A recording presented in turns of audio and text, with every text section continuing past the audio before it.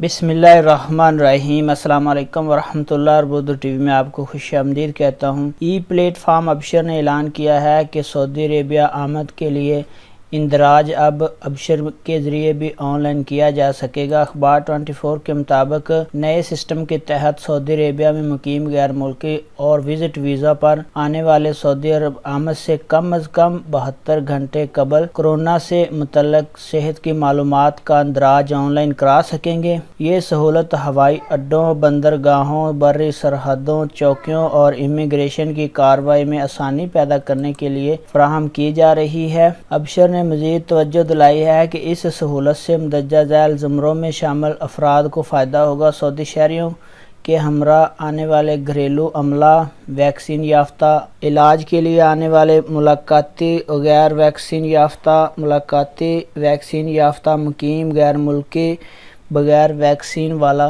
غیر ملکی۔ ابشر نے یہ کہا ہے کہ اس سہولت سے فائدہ اٹھانے کے لیے ابشر پلیٹ فارم کے مین پیج پر جا کر اس سہولت تک رسائی حاصل کی جا سکے گی۔ اس کے بعد قدوم پلیٹ فارم کا رخ بھی کیا جائے، جہاں سے داخل ہونے کے لیے اندراج کی ضرورت نہیں ہے، یعنی قدوم سے بھی آپ رجسٹریشن کر سکتے ہیں۔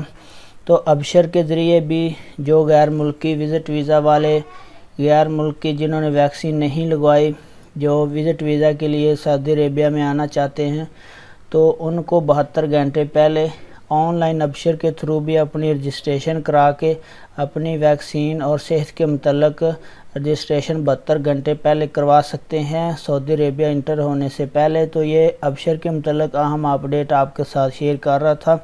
ویڈیو دیکھنے کا بہت بہت شکریہ۔ السلام علیکم ورحمۃ اللہ۔